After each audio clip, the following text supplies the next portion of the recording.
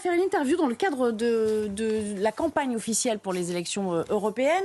Aujourd'hui, nous recevons dans cette émission la tête de liste du mouvement écologie, enfin de la liste écologie positive. C'est Yann Derling qui est avec nous. Bonjour, merci de répondre à nos questions cet après-midi. Peut-être avant de commencer votre actualité, avant de parler de votre profession de foi et du programme de votre liste, votre actualité, parce que ça rejoint ces perquisitions qui ont lieu aujourd'hui à Bruxelles et à Strasbourg sur des soupçons d'ingérence russe au PE. Vous avez d'ailleurs porté plainte au parquet national financier sur ces soupçons. Pourquoi? Est-ce que vous étiez, d'une certaine manière, visionnaire? Est-ce que vous avez des informations de première main? Non, je n'avais pas des informations. J'ai exactement les informations que vous aviez, mais ces informations ne sont pas fraîches. C'est-à-dire que ce qui est frais aujourd'hui, c'est la perquisition, mais le fait que la justice belge s'intéresse de près aux possibles ingérences russes dans la campagne électorale des européennes date d'il y a quelques semaines. Et c'est quand on a appris cela, nous, et qu'en plus on avait appris à l'époque que cette justice belge soupçonne qu'il y ait des élus ou des partis français, je ne veux pas les citer, puisque il faut qu'il y ait une enquête, qui seraient éventuellement mêlés à cette ingérence. Eh bien, nous avons saisi le parquet national financier, nous avons écrit au parquet national financier pour lui demander d'enquêter pour que, dans cette campagne électorale, et il reste peu de jours maintenant, on sache qui est possiblement mêlé, quels sont les partis ou les élus qui sont possiblement mêlés à ces corruptions. En fait, c'est de la corruption à l'égard d'élus. Voilà. Pour l'instant, donc c'est l'AfD allemand qui est dans l'œil du cyclone, mais bon, vous dites que ça pourrait toucher aussi des formations françaises, ça fera l'objet d'une autre interview. J'aimerais qu'on revienne quand même à votre programme. Qu'est-ce que c'est une écologie responsable et constructive? Est-ce que c'est finalement, Yann Derling, une sorte de label en opposition directe à ce que vous considérez, j'imagine, comme punitif de la part des autres écologistes et qui est donc incarné par d'autres? Est-ce que vous voulez vous mettre en contrepoint en présentant l'écologie sous un meilleur jour? Absolument. Le constat que nous on a fait, c'est que depuis quelques temps, depuis quelques mois, quelques années, l'écologie est devenue quelque chose qui est devenu perçu comme rébarbatif, coûteux, ennuyeux, qui pose beaucoup de problèmes à beaucoup trop de gens. Donc si on veut renverser la vapeur et si on veut quand même pas abandonner l'écologie, parce que là on est vraiment dans une situation où ça recule, eh ben, il faut redonner envie d'écologie. Et c'est ce que nous on a décidé de faire en présentant notre liste, pour montrer qu'on peut aborder cette question de l'écologie d'une toute autre manière, de manière beaucoup plus positive, parce qu'il y a des choses qui se font, ça peut aller dans le bon sens, on peut faire les choses sans prendre les gens à rebrousse-poil, et on peut y arriver. Mais vraiment, là, aujourd'hui, on est vraiment dans une situation où les gens n'ont plus envie d'écologie, et c'est vraiment une catastrophe. Mais une catastrophe pour la planète, d'abord. Comment vous faites? Donnez-moi 2 mesures de votre programme qui font qu'on peut déculpabiliser les électeurs tout en les conscientisant.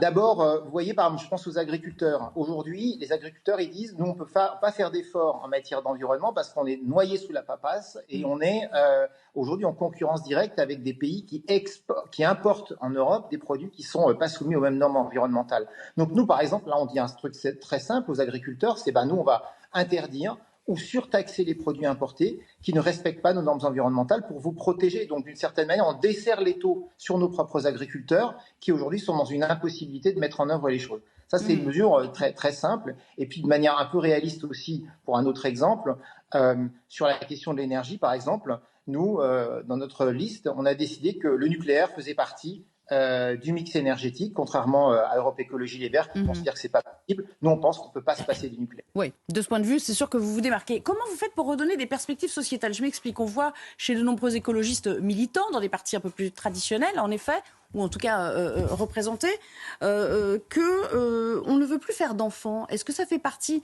des choses que vous souhaitez encourager? C'est-à-dire que ça n'est pas incompatible, l'envie de contribuer à la démographie et de vouloir s'intéresser à la planète?